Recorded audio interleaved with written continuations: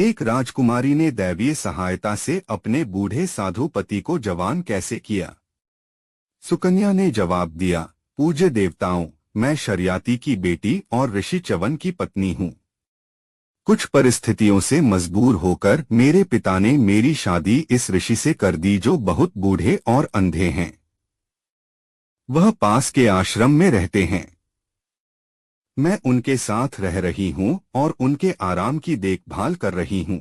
यह सुनकर अश्विनी कुमारों ने उससे इस प्रकार कहा, प्यारी देवी, तुम उस व्यक्ति की पत्नी बनने के योग्य हो जो इस अंधे वृद्धा से बेहतर है। ओह राजकुमारी, हम आपकी धार्मिकता और शुद्धता की भावना से बेहद प्रसन्न हैं और आप हमसे एक वरदान मांगे।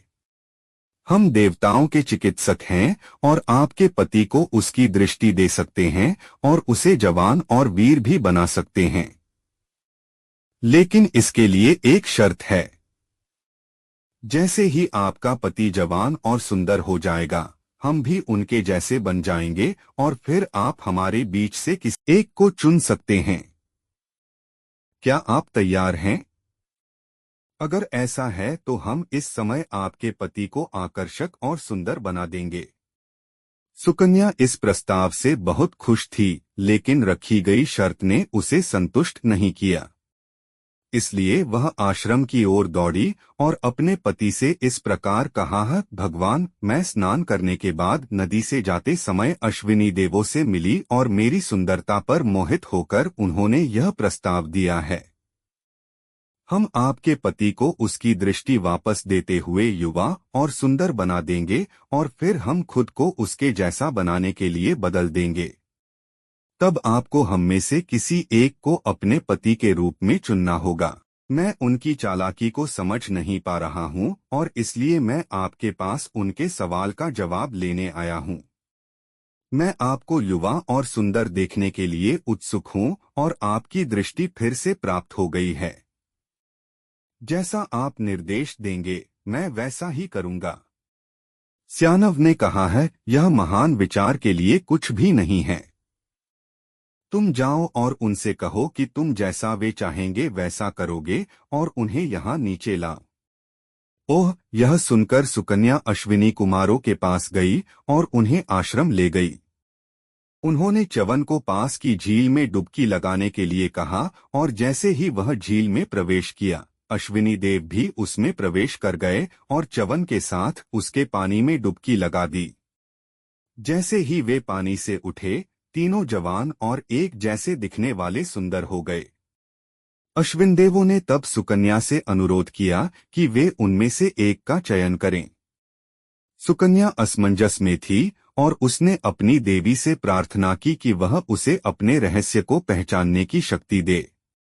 उन्हें उस शक्ति का आशीर्वाद प्राप्त था और उन्होंने उस स्थान से च्यवन को चुना जिस पर अश्विनी देव भी प्रसन्न थे। अब अश्विनी कुमार च्यवन ऋषि की अनुमति से जाना चाहते थे। तब ऋषि ने कहा, देव कुमार, आप लोगों ने मुझ पर बहुत बड़ा उपकार किया है। बुढ़ापे के कारण मैं बहुत परेशान हो जाता था और अंधे होने के कारण मैं कुछ भी नहीं देख पाता था।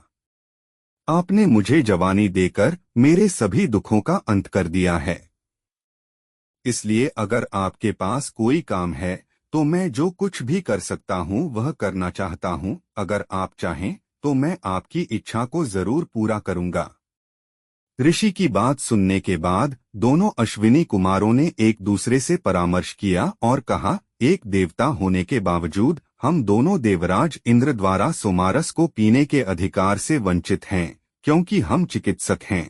इसलिए हम चाहते हैं कि आप हमें सोमारस पीने के योग्य बनाएं। जब ब्रह्मा ने महामेरु में एक यज्ञ किया तो देवराज इंद्र ने हमें सोम पेय लेने की अनुमति नहीं दी।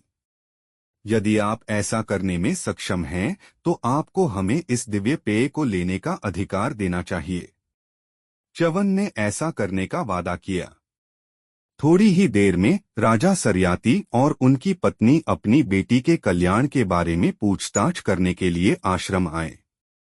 अपने बड़े आश्चर्य के लिए उन्हें आश्रम में एक युवा और सुंदर तपस्वी मिला और उन्हें अपनी बेटी के चरित्र पर थोड़ा संदेह था। लेकिन जल्द ही सभी शंकाएं दूर हो गईं और वे बहुत खुश हो गए। च्यवन ने तब राजा को अश्विनी देवों के अनुरोध के बारे में बताया और सरयाती ने भी इस मामले में उनकी मदद का वादा किया। अपने महल में लौटने पर सरयाती ने एक बड़ा यज्ञ करने का फैसला किया जिसमें सभी देवताओं को भी आमंत्रित किया गया था। च्यवन पुजारी के रूप में कार्य करते थे। इंद्र की नापसंदगी में अश्विनी देव भी मौजूद थे। सोम वितरण का समय आ गया और जब च्यवन ने अश्विनी कुमारों को उनका हिस्सा लेने के लिए बुलाया तो इंद्र ने यह कहते हुए आपत्ति जताई कि चूंकि वे देवों के चिकित्सक थे इसलिए उन्हें वह पेय नहीं दिया जा सकता था। च्यवन ने इसके खिलाफ तर्क दिया और एक महान मौखिक युद्ध के बाद च्यवन